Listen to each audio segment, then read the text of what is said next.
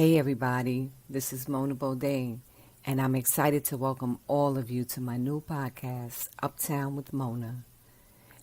Here we go. Hey guys, what's going on? It's your girl Mona B. I want to welcome everybody to Uptown with Mona. We're going to get right to it because I have a dope ass fucking poet, and that's how I have to say it because he's so dope. I think we've shared a stage or two. We may have, but in any event, I'm going to bring him up. His name is Ayaba Mandingo, and we're gonna get to this. Hey, Peace, sister. Peace. How are you? How are you? Wonderful to see your face, darling. How are what you? is going on, my Demi? How you been? I'm excellent, excellent. Highly favored and blessed, and just walking in the light. So it's loving, Yes, loving, loving all of this. Loving it. listen, Loving the gray yes, beard, and I yeah, see it. love getting older, and I love Listen, I maturing. got some coming, and I be coloring mine a little bit because I'm not ready. I ain't ready yet. I'm still trying to stay young. I can So dig it. I can dig it. But I'm good, sis. How are you? I'm doing okay. I'm doing much Wonderful. better. Everything, things are getting better. I'm doing Beautiful. good. Starting Blessings. my podcast, Blessings. working Blessings. this out, and we doing it. Blessings. I'm just Blessing. doing Blessing. it. Blessing. Blessing. I'm looking forward to the chop it up. I'm looking forward. Yes, yes. Yes. Yes. So I need you to tell me what I see all the shit that you've been doing, all the stuff you've been doing. You've been Mm-hmm. doing so talented, such a talented brother. I follow you. I kind of want to be you when I grow up. I I want can to dig be it. like you when I grow up I because can dig it. I'm gonna let you explain it. Explain. Tell me Um, what's going on. Tell me what's going on. Then we'll get into the questions. cool. So Ayaba Ibo Mandingo. Once upon a time, I definitely would take forever running off all the things that I do. And I realized after Africa, 2015, so maybe the last 8 years, I'm actually August will be 8 years. Hmm. Um, I realize I'm a storyteller in the tradition of our ancestors. I'm a griot, I'm a jele. So I have a bunch of different tools. I can use painting, I can use poetry, I can use performance, I can use playwriting, I could use acting, I could use Yes. sculpting, I could use short story writing and those kind of things and writing prose to tell these stories and sort of realizing that that's what I do really helped me to understand exactly what the ancestors ask of me and what the blood what's in my bloodline. I'm the storyteller that uses a lot of different tools. Yes. Yes. Yeah, Yes. yes, yes. um Listen. what else am I doing? Everything, sis. You got me dead to rights right now. Right now, 04 is 2024 is beautiful.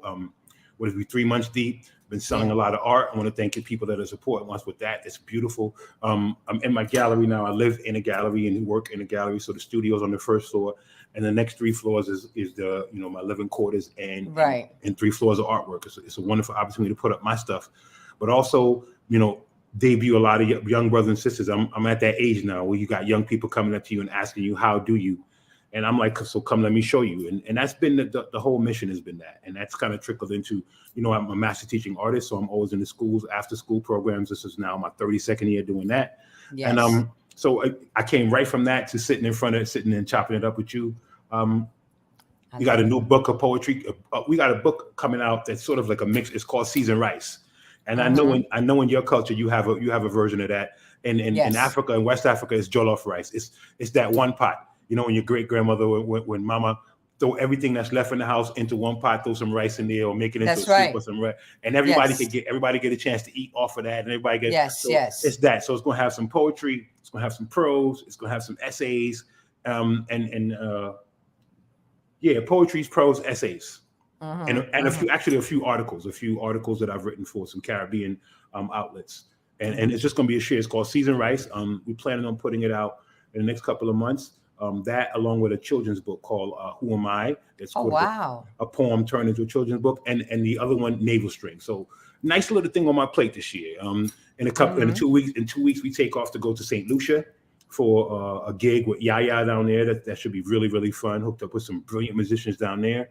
Um, and yeah, just really staying busy and being blessed because I can say, I pay all my bills being an artist full time, and I have more work than I know what to do with right now. So I give thanks, sis. I give thanks. I Yeah. know. Listen, Yeah. I'm doing my, I'm doing my thing. I'm doing a little Mm-hmm. bit. I started my new venture with the sneakers, Yes, yes, and we discussed that stuff. And yes, I'm we real. did. You don't understand how I think this is where I'm. This is it. I think Yeah, this is, yeah, yeah, yeah, yeah. you know, We talked about getting older. I think that that's the thing, and it to me yes. it's the ripening, if you will, Mm-hmm. as opposed to thinking that older means something that goes. No, ripening is like blossoming. So for me, I'm really really comfortable in my skin now, and that makes the poetry better. You know what I'm Yes. saying? That makes the playwriting better. That makes the acting better because I'm so the confidence is coming from this place of I know I've been at this for 30 plus years, but even more than that. Whereas when we were younger, we thought that 50-something-year-old meant came with all of these connotations. Actually, what it comes with is a ripening in you, so you know who you are now. You know what I'm saying? Yes. You know who Right. you are, and nobody you ain't got people's critiques and criticisms and shit talking comes. They lay in a whole different way now. You know what I'm saying? The stuff that's Mm-hmm. good, you take it, and the stuff that ain't, you flush it down the toilet and you keep it moving. And I'm really grateful, especially for our generation. We come from a very interesting generation. I Oh think yeah. We're Gen historians are going to be. X's. Oh my lord! I We're think I Gen think X's. I think for We're the best forever, generation there is. forever, These and we are these we are we are the connective tissue because yes. we are the last generation. In a lot of ways, it's good. Like we are the last generation that sort of carries that heavy burden of being the children of enslaved people, if you will. And our children, the way we raised our children is to think that they are free. So our children think about coming to you and be like, Dad, I want to move to Japan. Okay, do that. Dad, I Right. want to go, I want to go, maybe a semester in. Like the things you used to hear our white friends say when we were younger, our children now feel like that. And I think that's a beautiful thing to Yes. be able to Yes. move forward. So I just think that we're like that in between generation. I know for a fact, like we went from being the remote control to not being able to find the 8 or 9 different remote controls. You know what I'm saying? So Tell me about and it. and nobody can talk about that. I remember my father kicking my behind for taking his he had a two-headed 8-track for Uh, his orange Datsun in Antigua and the wait. Caribbean. Wait a minute. They don't even know what a remote control. I mean, what a 8-track They don't. is. They have no idea, sis. I remember I pulled out. I pulled out the tape, but my father cut my behind. And now you could go in. Now you could go in there and touch some shit on your phone and Right. Bluetooth and be listening to music. And sometimes I have to Everything. laugh. And no other generation can talk about that many technological things happening in their lifetime. So Right. we're a very unique generation. So Right. I'm embracing that. I'm embracing Yeah. that, and I feel we're getting better. I really do. Uh, I do, I don't sis. know. Listen, my grandkids, true story. Anytime I need anything done, I have to ask my 10-year-old grandson, you know how to do this? Yeah, Hmm. grandma, you don't know how to do it? Yeah, yeah. Let me Come on. show you. They look at me like I'm bothering them. Like I'm, Please, like grandma, you don't know how to do this? You're an adult. You should know how to do this. I'm Mona, every telling you. time, I went upgraded the phone the other day, right? And a young person looked like one of our kids behind the counter is laughing at me. Mm. I'm like, what's going on? He's like, sir, you didn't even use half of these apps. What you getting a new phone for? Thank you. We don't even know how to So use that. you Listen, I have understand an me? iPhone, and I know how to make a phone call. I know how to maybe do. I know how to text. I know how to do maybe one or two other things. My Uh-huh. my admin showed me how to do screen sharing. I was Yeah, like, oh shit, I didn't know how to do that. that's me. That's me. She's one of those millennials, and she's Yeah. been showing me. She showed me how to do all this stuff because I didn't know what the fuck. I didn't know I didn't know what I was doing. That's one of the reasons when you called me, I jumped up because people are telling me I should do this. I'm like, look, man, I was born in the '60s, man. I'm not sure, Me man. too. You dig Me me? So, too. so Me I'm I'm too. I'm, I'm paying attention and taking notes because it's that same. And again, to me, being a historian 100 years ago, like Mm-hmm. think about who was Sigmund Freud's and the Duke Ellingtons, and these are the people that walk creation and were sort of in the ripening of their lives. And and Yes. and the truth of the matter is, in 100 years, when they look back at this century, whatever the first 50 years of this century will become falls on us. It falls on us. You know what I'm saying? Yes. Absolutely. So Absolutely. it behooves you to embrace and realize that you can really create a legacy that is forever and ever. Amen. A lot of times being born in the beginning of a century, in the middle of a century, because then Mm-hmm. you go 20th century again, you think about the middle. Who were the Yes. people you talking about? Our parents, the Malcolm X's Yes. and the Martin Luther Kings and the Marleys and the Bunny Whalers and the Peter Toshes and the Mandelas. These were all the people that sort of blossomed in 50 years in. So that ain't gonna be us, because 2050 we not gonna be here, and unless we super extra blessed and somebody By front. 2060, maybe 2062, or I'm pushing it. Yeah. We may live to see 90 if Yes. we take care Lucky of and ourselves, if yes, we're yes, lucky, yes, and and we blessed take and and blessed. bless. Yes, yes, Exactly. yes, yes, yes, yes, Exactly. yes. So I want to ask you another question before I ask these. I have a set of questions which I call 16 bars, I but I like want to that. ask you one more thing before we get to these questions. Please. What's going on with the one man show? Crazy, crazy, crazy. You brought that up. So and this is kind of one of these things I could talk to you to next week about. So Mm-hmm. really, really short story. I was in New Canaan this past weekend. New Canaan is Right. very, very, very. It's like New Canaan to Bridgeport is like Sleepy Hollow to the Okay. Bronx. You know what I'm I saying? got you. I got So you. so you got sometimes our people can be trapped in that bottle, that crab in the barrel. So you had people going, oh, yeah, but why are you bringing art to why are you bringing art to New Canaan? I'm like, that's the point. Art is the bridge, man. Our job is to as our job is to cross those lines and to break those barriers and to push down those walls and go into these communities. And what I discovered going into this community this past weekend, not only did I sell paintings, which is always a beautiful thing for a full-time artist, but I met a lot of wonderful people who are really interested in pushing aside the norms and doing something new, something that is this century. You know what I'm saying? So one of the things that came out of that was them asking me, well, what else can they do? And of course, I'm going to mention the show because they got the monies and the economics to fund something and get that show up, all the bells and whistles. So Right. it's been down for a while. We've done, I think the last time we did it was 2020, right at the beginning of the pandemic in Springfield, Massachusetts. So Okay. it's about 3 years down. But You really need to do it again. oh You yeah, I need feel to it. be. I feel That it. I is feel the it. dopest I one feel it. man show I feel it. I feel it. It's coming. ever, Thank your heart. Bless ever, your heart. ever, Bless ever. your heart. Bless your heart. Okay, so let's And get to these.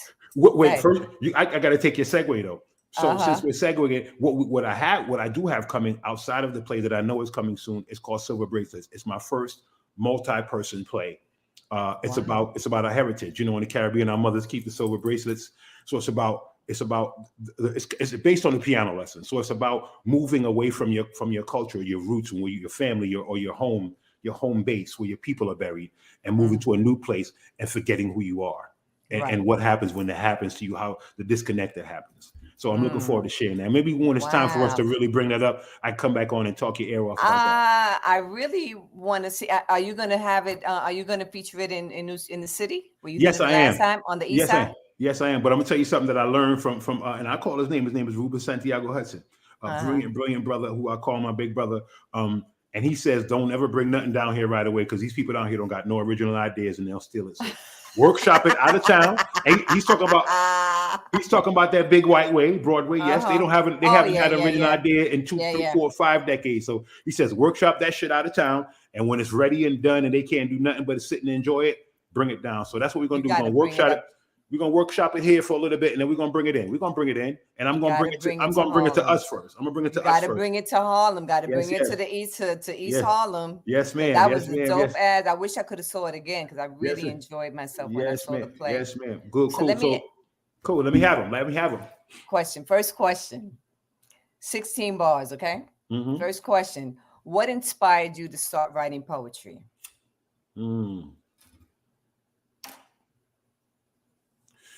Wow, this is gonna sound like some shit I'm making up because they're gonna do a movie of my life one of these days, but it's really not. Mm-hmm. In jail in Iowa, freshman year, for getting my white girlfriend pregnant at the time. Her father obviously didn't dig it, so I got locked up. And up to that point, to me, poetry was like this stuffy thing that white cats in smoking jacket and ascots did with a pipe. How now, brown cow, in front of like a fireplace. Never got into it. Never read it. Other than like the shit we know, so roses are red, violet and blue. Other than those sort of limericky things.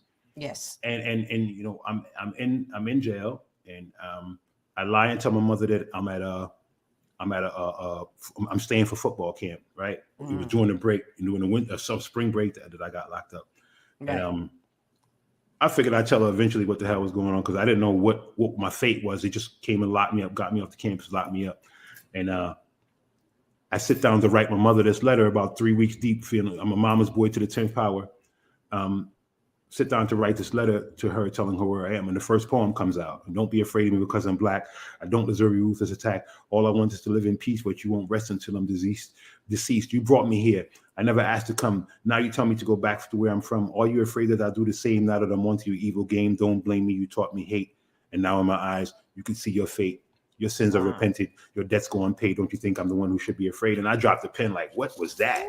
So that, yeah, that was how poetry came. That's how poetry came. So yeah. And that was 1989. So it's been. So you started writing in 1989. That was your first piece, talking to my dude. Yeah. Okay. Yeah. Breeze, they go Breeze. Yeah, hey, Breeze, what's going Breeze, on, Breeze? Breeze know the story. Yes, absolutely. It was one of those kind of things where and lying to my mother was necessary because you know how you black mothers get down. My mother would have stopped the planet and wanted to move across from the jail for the time I was in there. So that was, but then knowing I was really desperately sad and homesick. I'm a mama's boy to the 10th power. So that letter I thought was going to be that. And when I saw that come out, and then over the next couple of days, maybe the first part of my first chapbook, 41 times, kind of came out of that. And those poems just come. So I'm going, okay, poetry. And then, I come back and I transfer to Southern after everything kind of squashes. I come back and I transfer home to Southern because Iowa was a little scary. And I get up at a Black Student Union one day and read another one of the poems, Why? And back then you're talking about fight the power era. So we used to have like 500-600 kids in every Friday morning, the Black Student Union. And I stood up and got a standing ovation. And the other part, I guess sitting there and writing the poem was like the first intrigue, like, But then watching the way the audience reacted to my words, I was like, I think I might like this. Yes. You know what I'm saying? So that's what, and then the rest is history, not to be corny, because within a couple months, I met Baba Ngoma, who became, still I love him like my father. Yes, Baba Ngoma. And at that time I was going to Southern. He was coming up there a lot. A sister of his, D, was up there, and he would come up a lot and see her, and he was doing poetry. I walked in one night and it was like a black man with dreads, burning fire, sending lightning bolts from the stage. I was like, I want to do that. And then I followed him into the city, and this is mid 90s when poetry was blowing back up. And I caught the fever. And for probably the first 6 months, I sat on my notebook because people like Saul Williams was going up there and rocking the stage. You know what I'm saying? Saul Williams. Yeah. So. You know what I'm saying? Sharif Simmons and Jessica Moore and and Mums. These are the people that were going up. I'm sitting in there. I signed the sheet and the money. I'm looking at the dude like, I'm just gonna be an audience member tonight. You know what I'm saying? So it was that for a while until you really got the courage and you run into you remember the scene mid late 90s. These were homes and they were like caves. They were like these little covens that we could go in, and you were nurtured. You know what I'm saying? By different people. Shout out to E. Pat, host of the Brooklyn Moon and one of the coolest cats. He would coach you up on that stage and really encourage, man, and chastise and tell you when it sucked.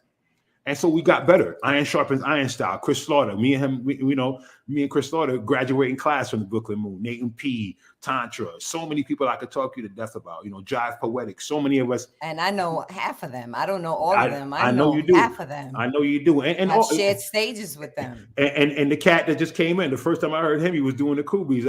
I think he still does it. And you look around like, who's that? And there's this tall cat in the back. And I learned later that. Listen, if he's on once we finish this interview, I'll bring him in so we can chat for a few minutes. Absolutely. All right. So absolutely. Second question. Here we go. How do you find your inspiration for your poems? Wow, Mona, these are good questions, sister. And I'm not just saying that because I love you. So for me, right, it's us.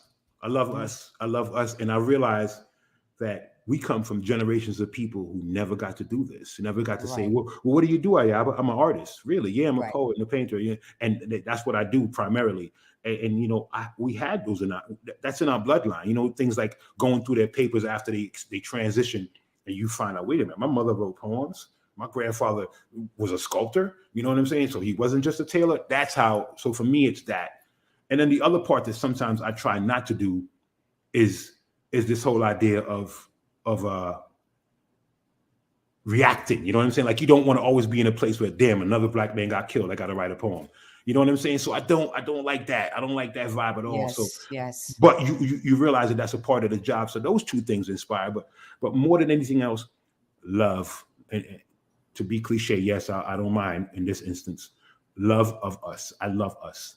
And I want to tell our Yes. stories. And I want our children to be inspired and look at people like me and you and go, okay, I could look like them and say I'm a poet. Yes, you can, brother and sister. So it's that. It's that pay it forward thing that we got from the people that we got to hang around with, the Sonia Right. Sanchez's and the Nikki Giovanni's and you know what I'm Right. saying, and the Baba Baraka and those people. You know what I'm Because saying? The my lady. inspiration was Michelle Indiacello, Yeah, man. Sonia Sanchez. Yeah, man. Yeah, man. What's my favorite? Nikki Giovanni. That Yeah, is man. my Yeah, man. For I me, if you ask me, love her. ultimately, jazz musicians, Uh-huh. Thelonious Monk, Yes. John Coltrane, Mm-hmm. Charles Mingus. They first of all, they Mingus said they didn't call it jazz, they call it Black revolutionary music, and Right.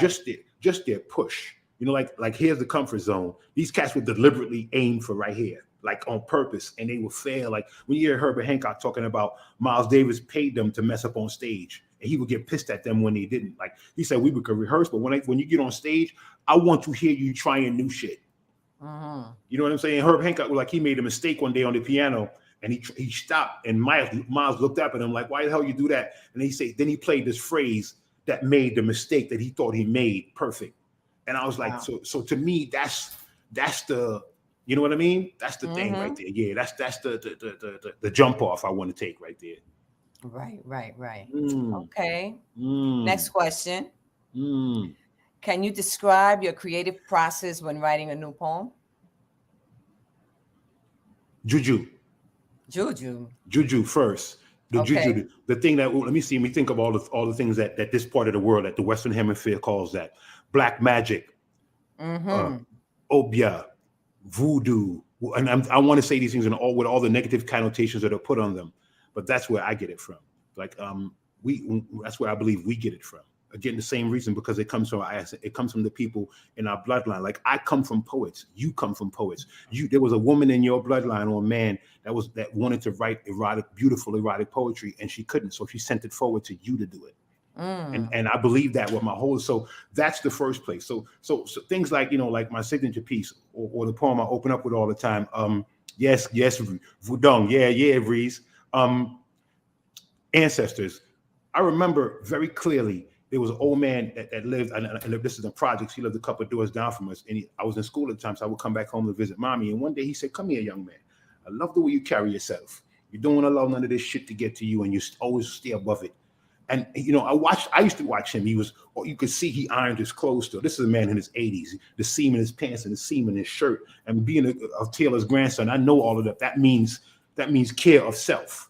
And he Mm-hmm. would cross his legs a certain. He would just sit right outside his back door. His wife would bring him his lunch, and I would go out and start talking to him. And one day, his daughter knocked on the back door after me and him really creating a friendship for about 2 years. And his daughter knocked on the back door and she said, "Daddy died today," and I cried.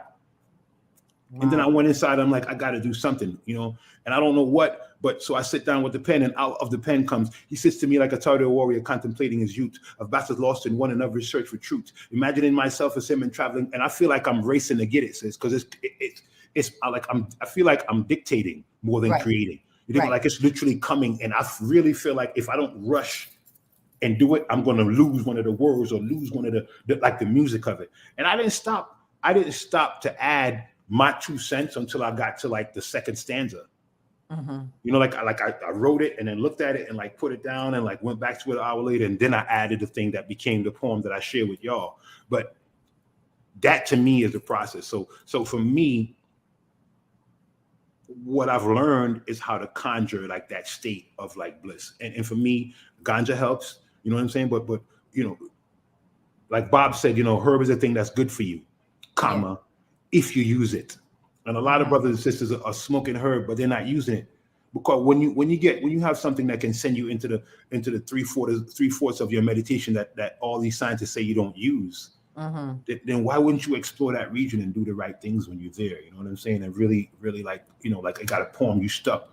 That's the time to go back and get that poem when you quote unquote high. Is the time. Is the time you go back. You know what I'm saying? Is when you go back and get that poem, and that's when you Yes. got, Yes. because now you could, instead of sitting up there and dissecting what happened to you 10 years ago down to the color of the shirt that the woman wore or the man was wearing. How about Right. dissecting that poem now? You know what I'm saying? So that's the creative process for me.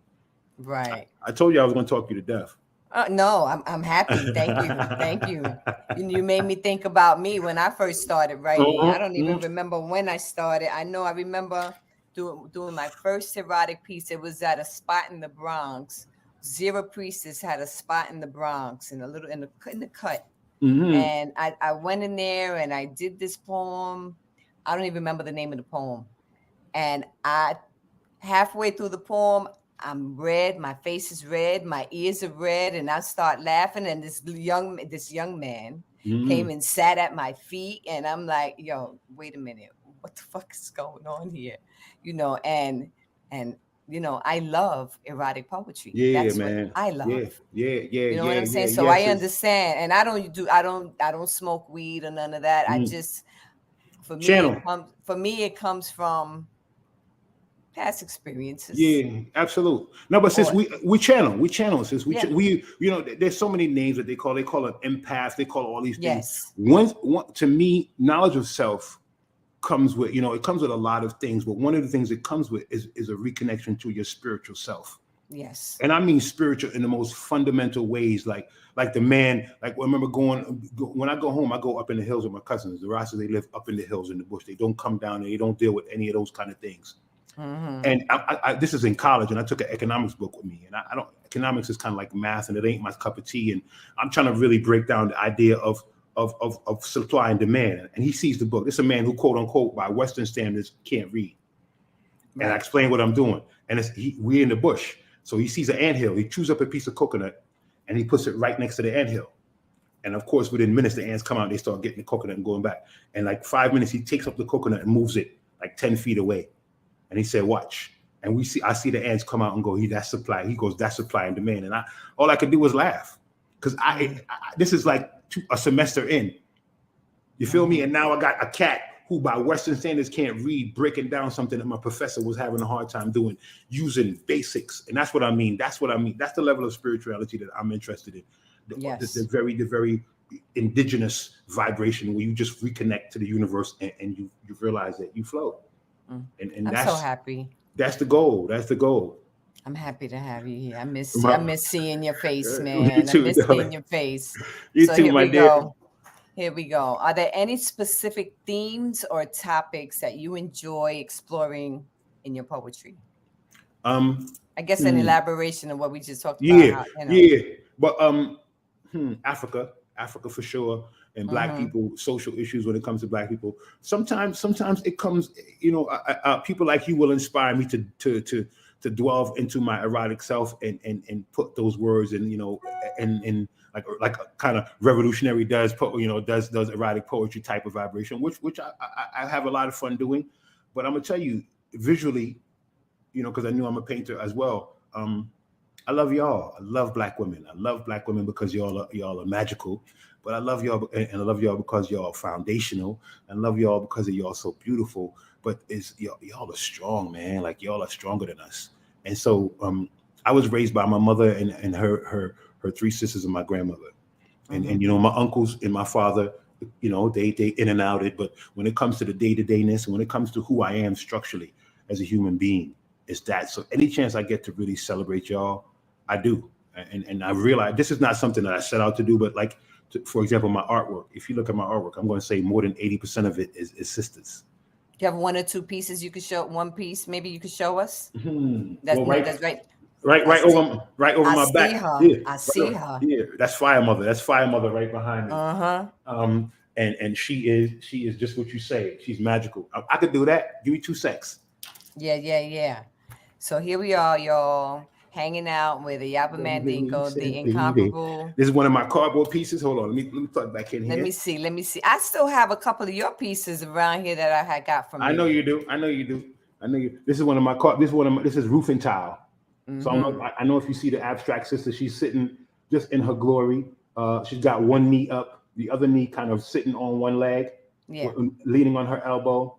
And this is just me, just this again, the celebration. This is the beginning of when I was doing this. These things are now 3 feet, 4 feet, 5 feet huge now. So yeah, just celebrating y'all is my favorite subject in all the ways, as mother, as lover, as friend, as leader, as tormentor, as all of the above. Yeah.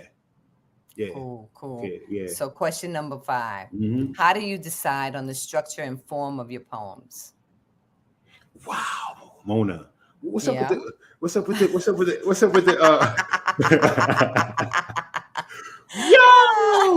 What's up with the university? I love it. I love it. So these are like I love it. I love it for me, right? So I got this thing that I say that I know scares a lot of people. I say death to the white art world, and they're like, "Ooh, yeah," but I know I have a lot of white friends as white people like to say about black people. I do have a lot of white friends, and I move in a lot of white circles, and I say it in front of them, and it makes them nervous, and then I dare them to ask me what that means. In the white art world, they challenge it. 100 years ago, they had this movement called Dadaism. It was about ridiculing the absurd and ridiculing or the normal, the redundant. You know what I'm saying? Like the redundancy of a thing when it became, that's why you have cubism and abstract and visual arts. They challenge themselves, but nobody's ever challenged them. Nobody ever challenged. So here it is. We're almost 25 years into a new century. And the people who decide what art is are still rich white men and now their wives, and on the whole, universally. So I say that to bring it back to poetry. Like the first thing I noticed they did was call a spoken word artist. I don't accept that title at all. And I really believe that that's something that the publishing world invented when they realized that we were here in the mid 90s. Like, ooh, we can't call them poets. Yes, you can, because you call Ginsberg poet, and you call Kerouac poet. And you know why you did that? And then you said that their poetry was free form, which is what we do a lot of times. So to answer your question in a kind of roundabout way, I'm going to say free form, but I also believe I love organic poetry. So I don't, I love the haiku. The haiku, is 575. 575. Right. And it has to be about nature. So sometimes I write short pieces and they're not about nature. And I call them maikus because they're mine. You dig what I'm saying? So I like to play with the freedoms. And I'll bend up in English. The English language to me, because they beat it into us, I bastardize it as often as I can. So when I write, I deliberately beat it up. I'll write forward with a 4 and then a W-A-R-D after it. I love doing that. So my form is push back against the system form. I guess that's my favorite form of poetry, is to push back against the system. And if I find myself falling into any kind of structure like the onomatopoeia thing and the rhyming every other line shit, I stop and do that poem another kind of way. I do not want to do what's already been done. All righty. Yeah. Hold on one second. All right. How do you decide how do you handle writer's block or periods of creative drought when you have a drought? Mona, I'm gonna give you 10 points for these. I mean it. Good girl. Good. Yo, you rock, sis. You rock. I can't. I'm going to tune in to see how everybody else handles these. Before Africa, like everybody else, I shook in my boots because ain't nothing like going blank. After Africa, I realized I'm a storyteller. So if it doesn't want to come as a poem, then I have to figure out what it wants to come as. Maybe it wants to come as a painting or a play. Or prose or an essay, or all of the above. Exactly, which is why the stage is so awesome, because you can be everything on stage, and that's why I love the freedom of the stage. So for me, without sounding cocky, I truly, really have not had writer's block, painter's block, creative block at all in 8 years. Like, the pandemic, the 36 months of the pandemic, I did over 300 major pieces of artwork, and that's not counting the compilation of poetry and the 2 children's books. You know what I mean? And a couple of plays that are like either midway or written but haven't been typed yet, because I still write. I don't type. I'm still a writer. Right. You know what I'm saying? With pen and ink. I write on my phone. Yeah. I use my phone. I don't have time to be sitting. I done got so used to writing on my phone that when I try to write in a book, a notebook, it looks like scratch. Well, you know what? For me, I'm a romantic when it comes to the history of us. Like I'll fuck around and go to the Schomburg and read again for the 50th time the letters between Langston Hughes and Zora Neale Hurston, especially when they got pissed off at each other and never fixed their friendship. All those things to me are very sexy. So I feel like we owe that to the future. And when you look like how Baldwin would like scratch out and put arrows and make all those little things I still write like that, because again, I'm corny and romantic like that. I like to really perpetuate like our history in that way. So it just became a thing. And to be honest, though I've gotten, with the texting thing, I've gotten much better at typing, I still write faster than faster than I type. And writing is the only way I can keep up with as fast as it's coming out my head. Because I be messing around looking for an E and forgot the damn sentence, and then be pissed off for 2 days because I lost a good sentence. I see. I love Well, you, bro. I love you back. I love you back. Next question. Check this out. What role do emotions and personal experiences play in your poetry? All of it. It's either emotional or personal or both that inspires me or forces me or makes me write. So Okay. yeah. That's dope. Yeah. That's short and sweet and to the point. Yeah. Okay, here we go. How do you feel when sharing your poetry with others? I already know. Inspired to the nth degree. And I'm gonna tell you this, right? When you say that, every time somebody asks me this type of question, I remember Clunan Middle School, 7th grade, Miss Cat's speech class, Kenny the Cruz, which is what my mother named me, got up to read his first speech in front of everybody, and I just remember the room going like this. and I fainted. And by then in the 7th grade, I was already 6 feet, probably about 240 by then. And this little short little white woman, probably 4'5", had to catch me, and I hit the ground. And I'm so embarrassed. I want to get back up. And she's like, no, that's okay, Kenny. You did a great job. I'm very confident. So if she had told me then on that day that I would be the person standing in front of people, thousands of people all over the world now, and doing poetry and performing, I would have been like, lady, you are out your mind. But it is the most, and I still have it, where you absolute fright and fear. And the minute you get on that stage and the first word comes out or that light hits you, it's a whole nother kind of thing. And then you don't want to get off. So yeah. Yes. Yeah. So for me, it's better than lovemaking. Yeah, it is. Because for me, right, lovemaking, the good lovemaking, like 2 days later, you're still looking at your partner like, Right. With the stage, when you have one of those moments on stage, a month later, you still could feel like you're above the ground like this. Flutter. I love that feeling. I love it. So the sustained feeling to me is the best dopamine rush I've had to date in 55 years. Yeah. That's dope. Yeah. Next question. I'm waiting for the question to come up. All right, here you go. Okay, what do you hope readers will take away from your poetry? Strength and discovery and wonder and exploration. And I'm saying, I hope those words don't sound too like, out there, because what I want you to do when you read my poetry, or when you hear my poetry, is hear the introspection and then go in yourself, because everything is inside. Like the answer to everything that's going on with all of us is inside.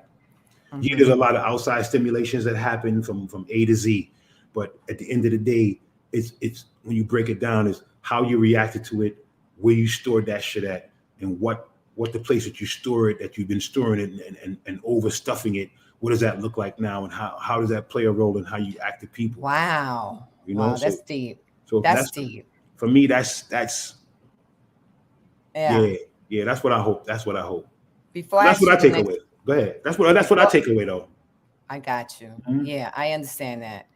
I want to ask you, before we go to the next question, I got to skip over, because I really need you to explain to these people what happened when you was in federal jail for 50, how many days? 55 days? Yeah, 55 days, yeah. Because of a poem.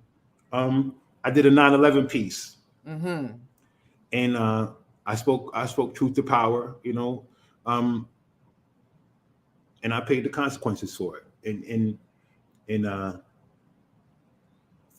I got over my naivete about what it means to go up against, to run your mouth again and say things against the power that be.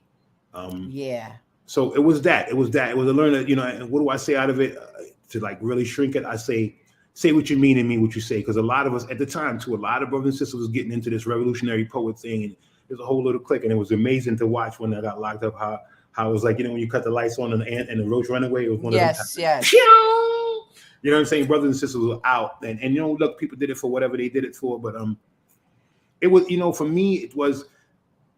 I remember before it happened, my heroes are really, really awesome people, from Kwame Ture to Thomas Sankara to Fela Kuti, and I always say these people, they've been tested by fire. You know what I'm saying?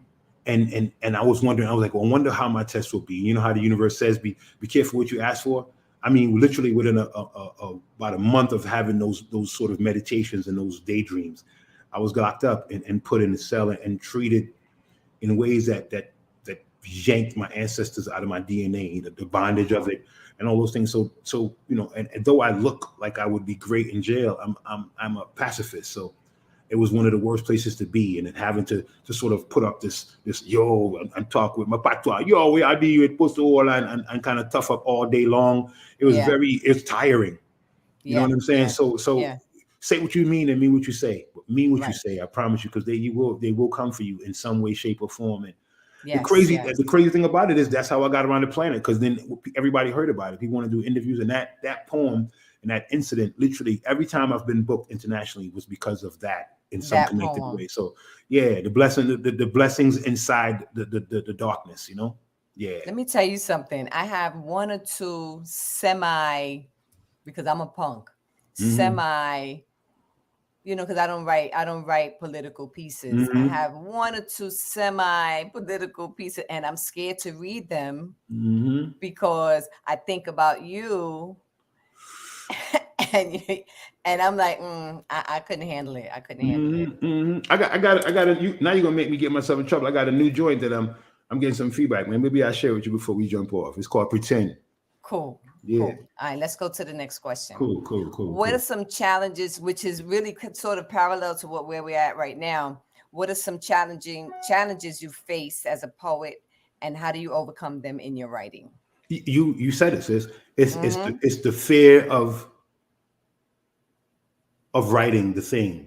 And a lot I teach a writing class, and one of the things I tell people is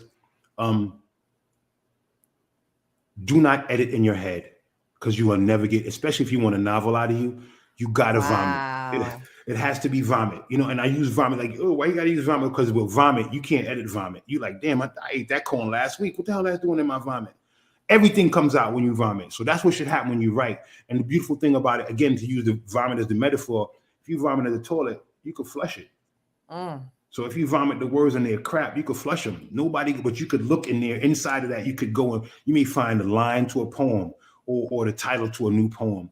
And so for me, it's really about that, like overcoming the fear of what people are going to think and realizing that they won't know what I wrote until I share it with them. So I have to be honest with me and get the whole thing out, all of it. Like all of it has to come out. And then I could look and I could color. I could color away and cut away and break it down and whittle down until I get to what I want to share with you. But trying to edit in my head like, oh man, I can't write that part. Or the things that you're ashamed of, or the things that you are sure of, or the times when you look weak to not want to write those down. You're never going, because you can't get from here to there if you don't want to deal with this. You're gonna always be over here looking over there. So to me, that was the biggest challenge, if that's the right way. Right. Yeah. Someone just asked the question, is there any wrong way to write a poem? I don't think so. Not from the way I look at it. Because again, if we're talking about, I believe you should workshop your poem. So you write that first thing, and maybe it doesn't have any form that you can recognize, but it came out of you, and it came out of you musically, because a poem to me has a rhythm to it. Right. And you could hear the rhythm, and now you adding it's almost like you're putting the words on top of this beat that's in your head.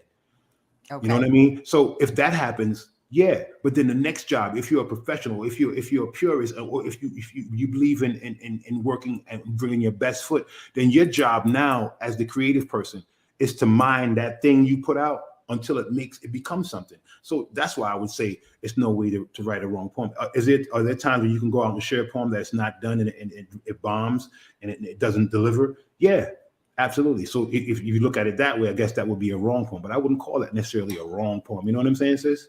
Yeah, it's not a wrong poem. Yeah. So to me, it's finish it. It's something where you go back and you rewrite it and say, you know what, this time I'm gonna have everybody. Wow. Like when I spit some of my pieces, they're like, damn, Mona. And they have no idea how many times you refine that. How many times they don't know how many times you crinkle that up and pull it and took that back out, or how many times you move this around and put this there and put that. They don't. They have scratch this out and scratch that out, and then you put it back, and it's like, okay, wait a minute. Yeah, and that's the work. That's the work. Yeah. So question 11, how Mhm. do you think poetry has changed or evolved in the modern era? And what impact has technology had on the way we consume and create poetry? Do you Well, understand that? yeah, absolutely. Okay. Well, I mean, like we just talked about, it's beautiful. Like you asking things that we sort of brushing by because it's one thing, yeah. So for Uh-huh. me, it's how you write the poems now. You know what I'm Right. saying? Like the fact you're welcome, sis. Welcome. Let's unpack. That's It's I forgot her name. Yeah, but that's that's how that's but to me that's the thing is to me is that you could write on your phone now. You got people bringing up their phones. Like I tried that a few times. I just can't. I'd rather hmm bring a book up because I forget to scroll or I scroll past it, then I got to go back. And so that to me, watching people, then there are people who have perfected that. You know what I'm yes, saying? yes. Somebody like Baba Ngoma, that's our my father and him are the same age. And I watch him hmm up there with his phone. I'm like, Baba, you crack me. You just blow my mind. How you just keep on stepping into whatever comes next. Baba, Yes. you give Baba a minute, he go in the back, Yes, transform and yes. come out and be like, all right, let's do it. You know what I'm saying? So that's Uh-huh. I continue to learn from him. And so to me, it's that. Now the other thing is what this thing, this world right here, at a point to me, poetry is growing very organically and very sort of nurturingly. And then of course the mainstream got a wind of it. And next thing you know, hmm we have deaf poetry. And so I Right. think that I don't know if that was good for poetry. hmm You know what I'm saying? Like at the end of it, Russell will come out or during the promo, and I get the promo because I do promo. You got to put the best foot forward. The best poets in the world. hmm You know what I'm hmm saying? Relatively speaking, point of view, or as Relatively speaking, the young absolutely. people say now, POV, POV, POV. You know what I'm I don't saying? understand their language, Yeah. so I don't know So it's understand their like language. to me hurt because it went from places like the moon where you would have very organic things happening where brothers and sisters would be brave enough to come up and try poetry hmm to everybody wanting to write the poem that was going to get you on Deaf Poetry the next season. Mm. And that to me was like it was like steroids. It's You like never, somebody came along and gave poetry a shot of steroids, and it looked really good in the beginning, and then niggas started getting sick because steroids kill you. mm. You feel me? You never did, Nah, nah. never did it. I was the front. I was one of the first in the first batch of people that Bruce George saw when they put it together. And I remember going to Malik Yoba's spot and doing the whole interview process and doing it, and then it just kept getting bigger and bigger and bigger. But when I started hearing him say things like, "Now we already got a dread this semester," I was like, "Yeah, okay, Oh shit. I'm good." Okay. And bringing people Right. back 6 and 7 and 8 different times and calling them the best poet. Holy cow! In the world, it just became like this thing, and asking legends to if they could do another poem because you can't air the one they did because it poked at the wrong people. Mm. It shunned light in the wrong direction. That it became, and that's not a knock. And I know some will think that. So maybe who the cat fit, let them wear it. Then I guess. Yes, yes. Yeah, Wow. yeah, Lala, thanks for the question. I'm sorry. yeah. Lala, it was I had a Lala. I had a blank spot for a second. Thank you Peace, for the Lala. Peace, question. Lala. Peace, peace, peace. So question number 12. Are there any specific rituals or habits you have when it comes to writing? And do these help you get into a creative headspace? Exactly what you're doing right now. Yes, ma'am. Yes, ma'am. Yes, ma'am. This is my door out of this Uh, world. I yes. use it. I use it the way Bob and I was raised by Rasta, so this is what I was taught. It's a meditational thing. We would get in trouble for using it as some kind of hmm recreational fun thing. I understood the medicinal purpose of this right from the get up. So Yes. to me, meditation and clearing out, and as a visual artist, as a multi-gifted artist, you really got to be able to when the thing comes, sometimes the painting will come in full, and my job is to record it physically before it starts to fade. Likewise for the words, a whole 2, 3, 4 stanzas come, and it's about getting them down. And for me, being able to move things out of the way and kind of go into Right. my zone, not only by going downstairs to my studio and closing the door, but by I could be anywhere, and then the idea can come, and I could really, really zone out and zone in on that place. And yes, I meditate, and yes, this does help me to that place. So for me, it's that. But I also have my shrine, and I go in front of my shrine, and I'll talk to my ancestors. And on Okay. stage, to see me before a performance is to crack up laughing because I would prostrate to my ancestors the way you do in front of a shrine Mm. in Ifa and tell them, my grandfather was hilarious. My grandmother was hilarious. They were both characters. And my grandfather would be like, today, boy, I would be a Syrian all day. And from 12 o'clock p.m. when I opened the tailor shop to 7 p.m. when he closed, he would be a Syrian all day, an Englishman the next day. And he would never break characters. And he was hilarious in that way. And so to me, that, you know what I'm saying? That's my connection. And that's the thing I tap continuously. And I'm aware of that always. Yeah. Yeah. Wow. Next question. Next question. Here we go. Can you share any specific experience or events in your life that have directly inspired your poetry? You have so many. So many. Yeah. But the first one that comes to mind is going to Mississippi, Jackson, Mississippi, to perform with Qasim Allah and Jade Banks and our girl Jolivette Anderson, who invited us down there, who's now a professor up here in the Portland, up in Maine, up in the Maine area. And we go out, she take us, and we go by Margaret Walker's house. Margaret Walker, one of my favorite poets, she wrote this epic poem called For My People. She goes, that's Margaret Walker's house. I'm like, where? Yeah, I said, pull over. I wanted to take some video. So she pulls into this driveway, and I get out the car, and we taking pictures across the street. And I finally look where I am, and I'm like, man, this looks familiar. And she's like, yeah, we in Medgar Evers' house. As a matter of fact, you standing right where he was standing when he got shot. And I had like a transportational kind of vibe where I looked down and saw blood and started crying. And we went from there to a plantation, and I felt the spirit of our ancestors there and told them they could use my body to leave. And then I went back to her house, and we left, came back up here a few days after, and up to the northeast, and back to America and back to New York. And that was about, you can see me going into that place, right? That was about yes.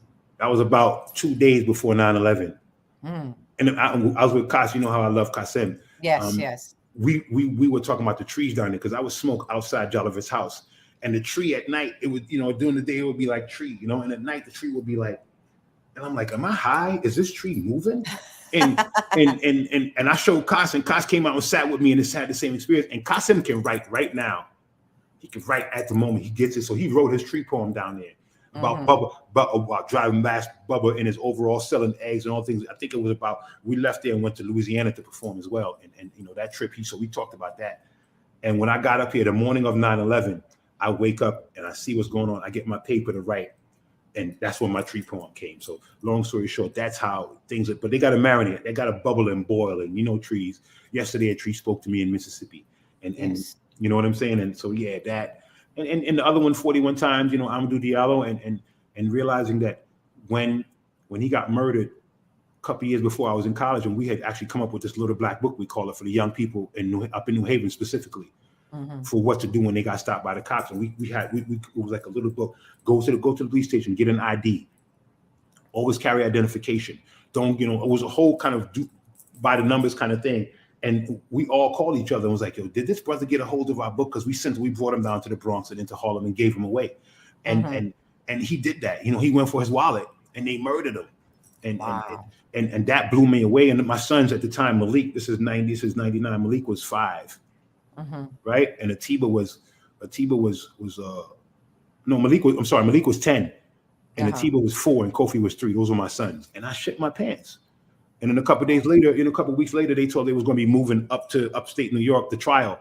And that shit was like Rodney King when they moved it to Simi Valley and it came back not guilty. And I was like, whoa. So I wrote 41 times when I the night watching the news. And I wrote Bulletproof Vest, which used to be the second poem when I heard the trial was going up there. And then I got into slam and it was like, the poems are too short. You should combine them. So I combined 41 times and Bulletproof Vest and made the poem that everybody knows is 41 times. God damn. So that's where they come from. That 41 times poem is. Yeah, that poem. And it keeps growing, sadly. I'm sure it does. Absolutely. Sadly. Yeah, because we keep getting murdered. So, yeah. You know what I went through, so. Absolutely, darling. Absolutely. Bless your heart, man. Again, black women in strength. Yes, absolutely. Yeah, man. Yeah, we're warriors, man. We're warriors. Woo! In ways that people don't understand. They think it's just spiritual. Nah, y'all would slap the shit out. Harriet used to put her gun in your mouth and say, you either gonna run or you're gonna get killed right here. Pick up your mind, nigga. You know what I'm saying? That's not a metaphor. She really did that. And I know quite a few sisters that have that spirit will snatch your ass up and be like, get up. Mm-hmm. You know what I'm saying? Mm-hmm. Mm-hmm. Mm-hmm. Hell Uh-huh. yeah. Next question. Hello. 14, yeah, yeah, here we There go. we go. Number 14. How do you think personal experiences and emotions influence the way you write and the subjects you explore in your work? Oh, everything. Because I Mm-hmm. channel my ancestors all the time. So I'm aware of Okay. that. Like the newest play that it's not done, it's not typed, it's written. It's Okay. almost typed. I'm getting it typed. It's called The Haunted Mill on Top of the Hill.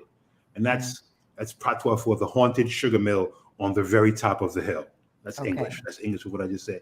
And it's every time I go to the Caribbean, I get that experience where the sugar mills in the Caribbean are our version of cotton fields. Like Okay. when I went south and I realized it was still cotton fields, I was blown away. Like through the deep south, I was blown away because it's instantly transformative.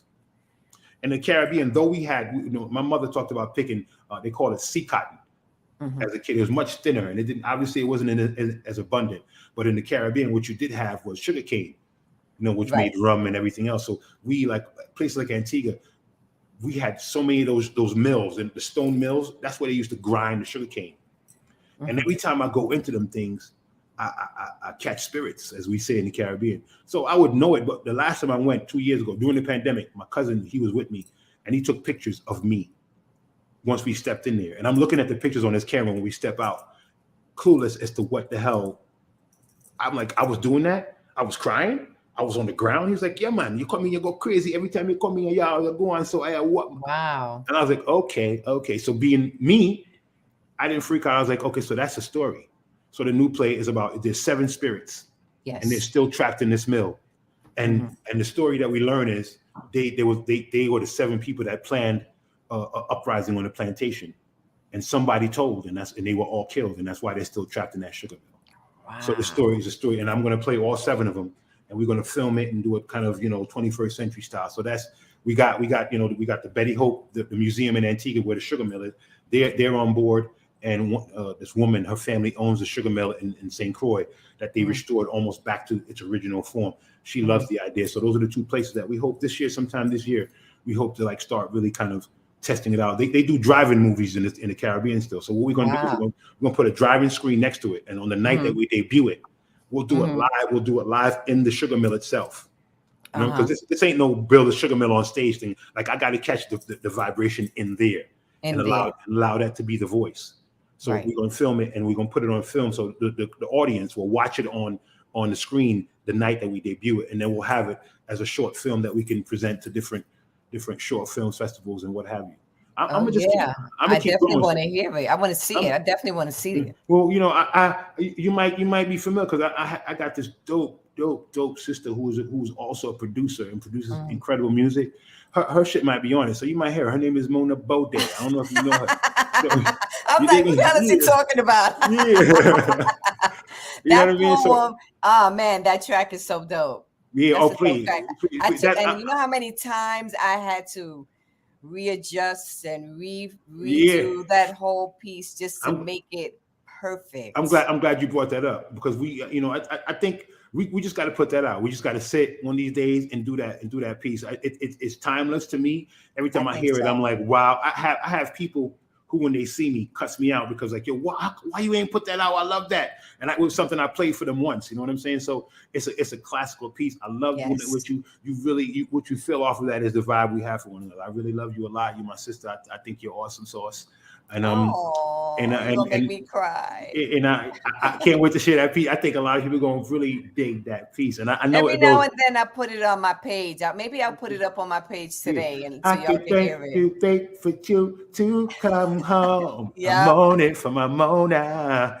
I've Yep. been waiting all day for you to come home, It's a baby. dope ad. Yeah, That piece is dope. That piece. I don't yeah, know yeah. where I got that from, but the I don't piece know is where dope. you played that part for me. You had this one. You still had your booth, Yes, when I had my and I booth, literally yeah. I literally read the piece, got One up and went in the time. booth and did the hook. Yeah, and then Yep. the rest was Mona Magic, and that's how I've heard your tracks. I told you I was in South Africa and heard one of your productions Yeah, at a yeah. house joint, but that's when I understood what you bring to the table. You know what I'm saying? So yes, I will definitely be tapping you for something very sort of ancient futuristic for the Hey, soundtrack for that. whenever you're Yeah, yeah. ready, Oh, I will. I still do producing. I produce music still every now and then, not so often, but not for myself anymore. But if people need help, I help them out and lay Cool, the cool, tracks cool, or whatever. So, cool, cool, but cool, let's get to these questions. We got two cool. questions left.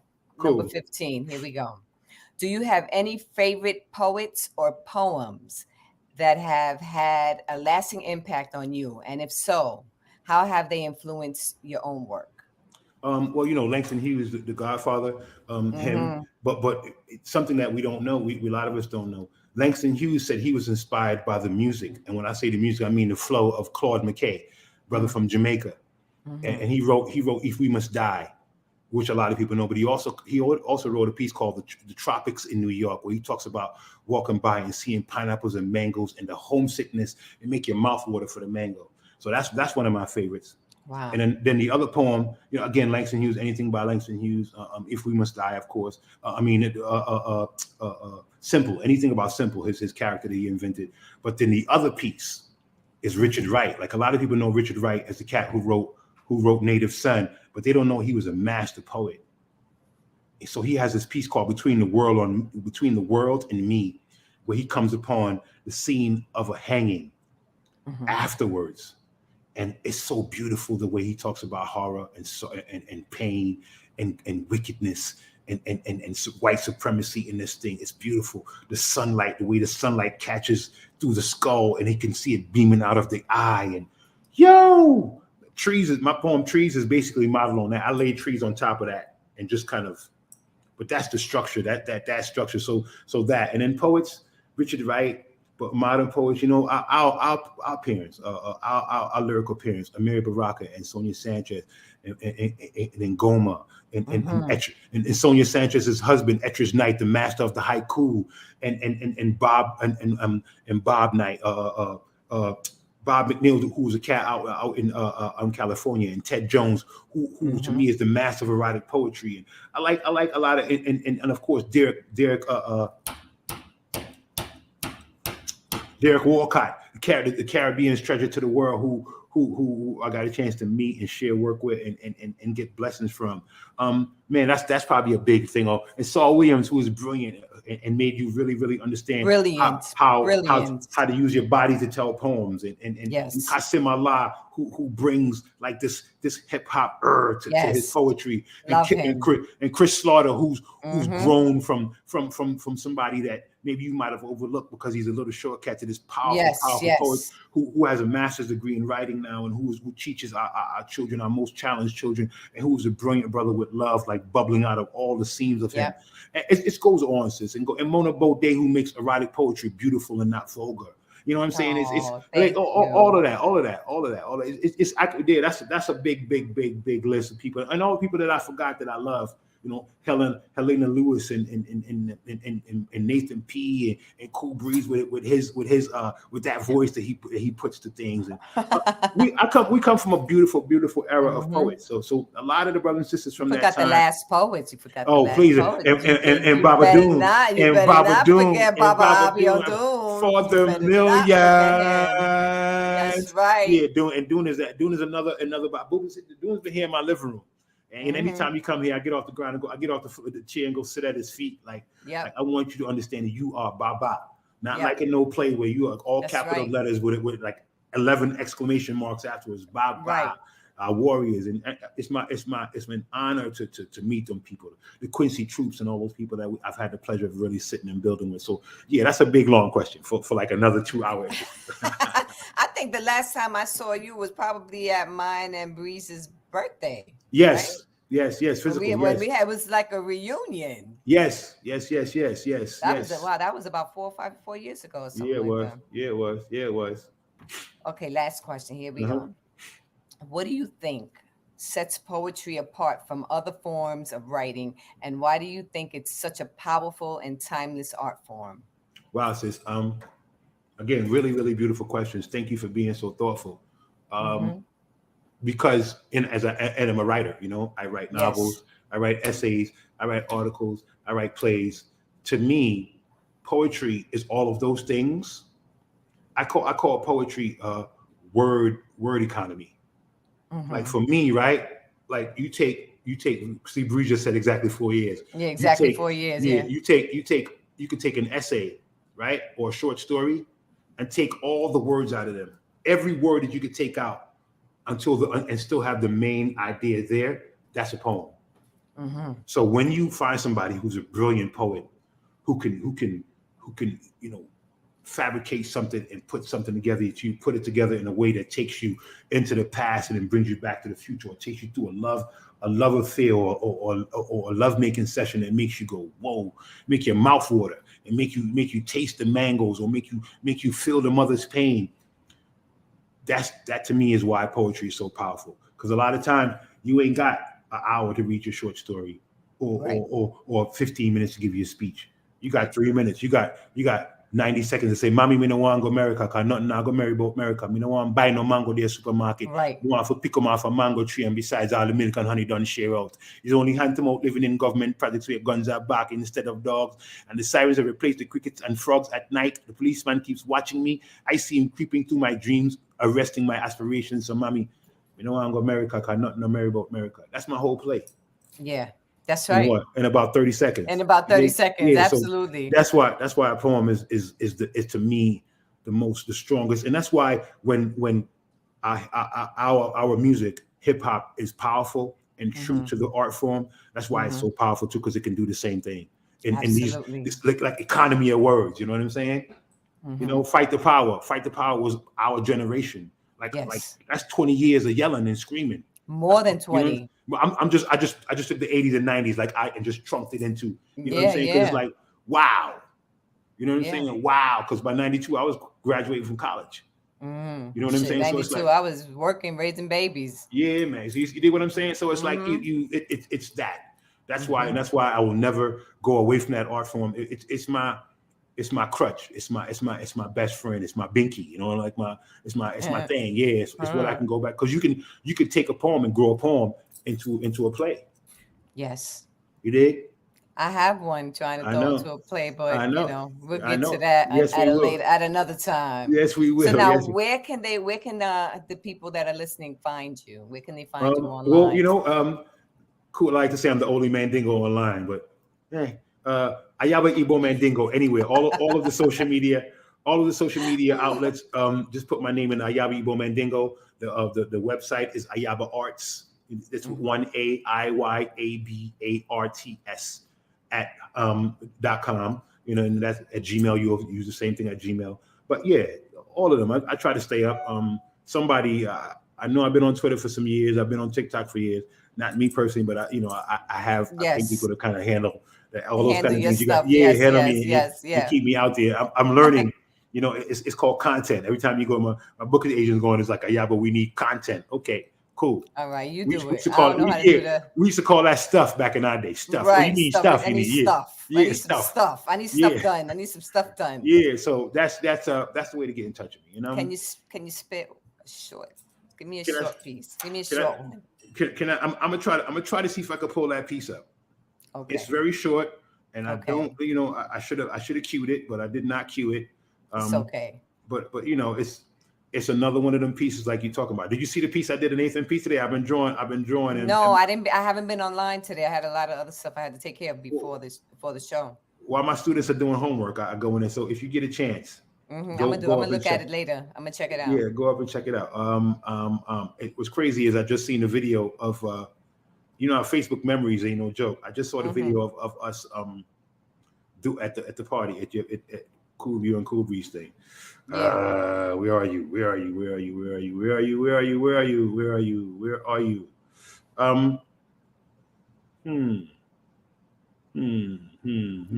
Bree said the drawing of Nathan P is classic. I saw that. Wait a minute. I did see that piece. I saw it today or yesterday or something like that. Yeah, I put it up today. So you might have saw a Firestarter. Yeah. Okay, so I'm not going to find the poem, and I really want to do the poem. Cool Breeze, say something. Cool Breeze, talk. You want me to bring him in? Yeah, bring him up here. I have no problem with bringing his ass up here. Bring his ass up here. Find something else to read while I send this. I'm doing it. I'm doing that right now. While I find that Negro, while I send him the link. Breeze, if you can, come up for a minute. I promise I won't curse you out. We're gonna send it to Messenger. Okay. Is he up? Is he in there? No, I gotta find him. Here we go. I'm gonna send it to him right now. We're gonna bring him in for a hot minute. Cool. If anybody has any questions, please shoot away. You want to ask Yaba? Help me with this dead ear, yo. Help me with this dead ear. Right. I just sent him the link. This is the perfect piece, and it's the perfect venue because it's loud and it's that thing, you know what I mean? But we got to keep up with the times, you know. Yes, we do, baby. Yes, more we don't do poetry spots no more. Now we do podcasts. Yeah, podcast to the nth degree too.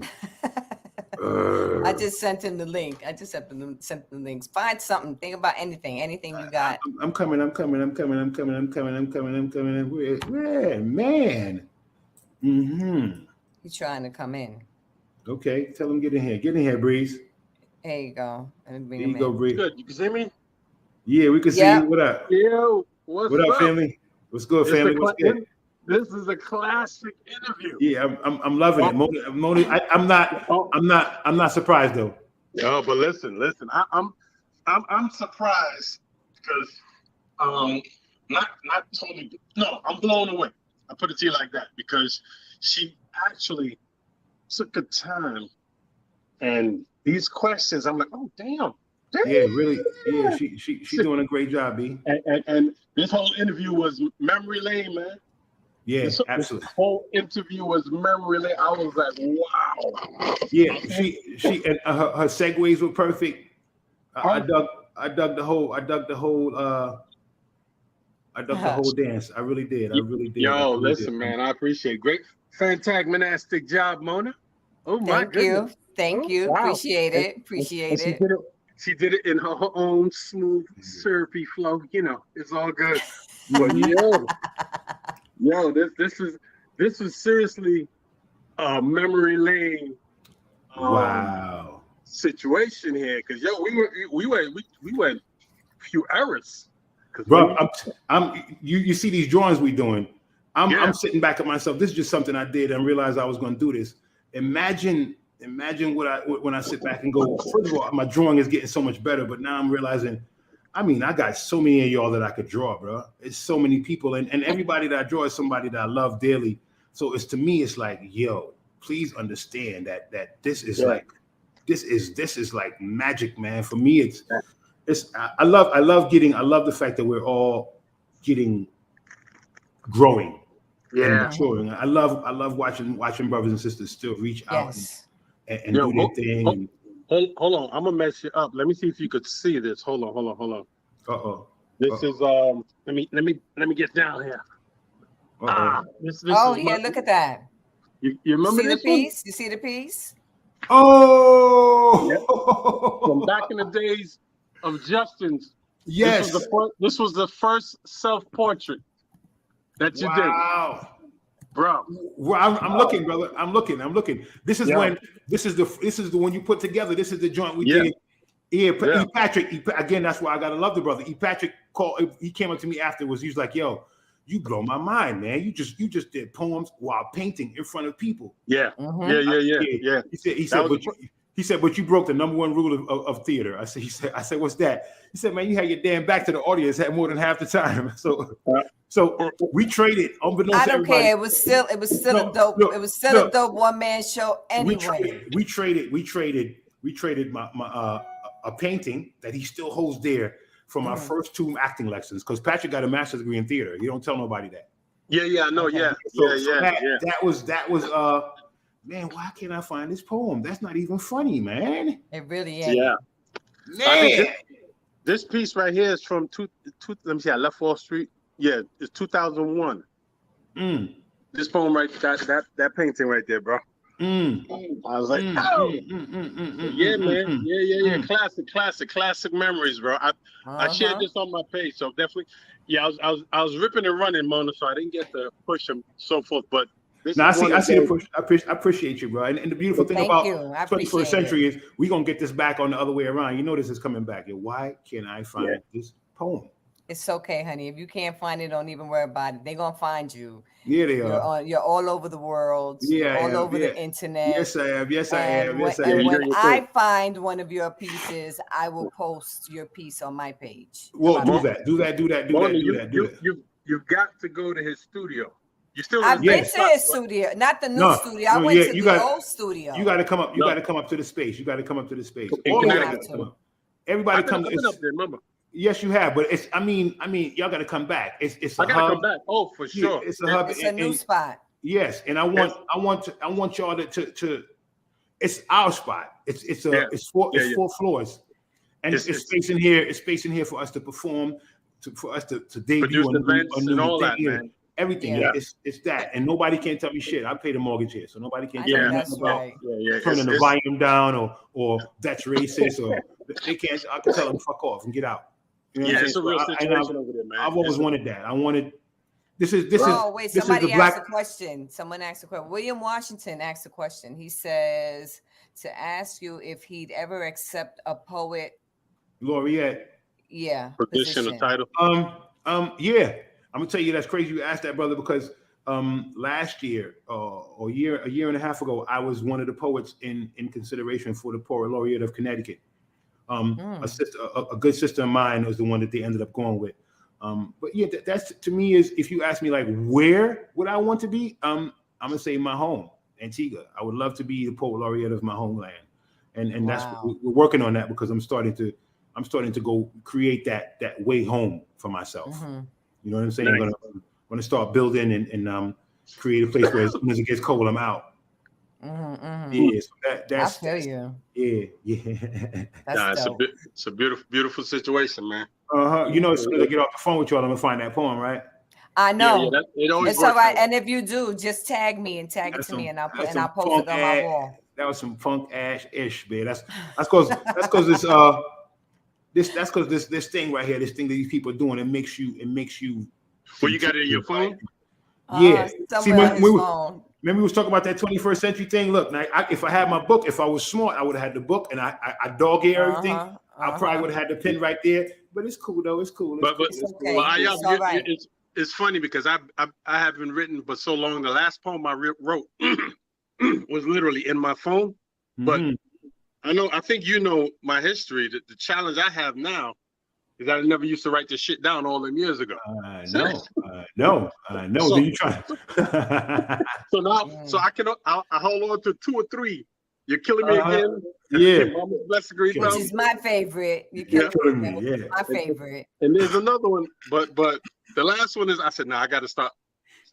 And then I come across, because you know how we all have our process, and sometimes we a poem is coming to us, and I might spit the end first, then the middle. There's a no specific. So I remember pieces of my joint, and I'm like, I'm paying the price. Yes, you are. Yes, you are. Yes, you are. And for years, man, I stopped. Once we stopped doing like the quote unquote slam thing, I stopped memorizing poems off the dome so much. And I really love the idea of being able to come out the book now and share new shit. So, yeah. That's Yeah. All right. So I want to thank. Stay. Don't leave. I'm gonna get off of here. We're gonna keep talking. So I want to thank everybody for coming out and listening, and thank you. I appreciate y'all. I'll be off for the next 2 weeks because I'm having surgery on Wednesday. So I will be. I won't be on the mic. I won't be here on my podcast for 2 weeks, but I'll be back. Towards the end of the month. All right. Cool, so you guys have a good time. Don't leave, you two. You guys have a good night. Thank you so much. Peace, family. Share it. Please do. Uptown with Mona. We getting it done. Thank you guys. Family. Have a good night, y'all. Yes. Hey, everybody. This is Mona Bodain, and I'm excited to welcome all of you to my new podcast, Uptown with Mona.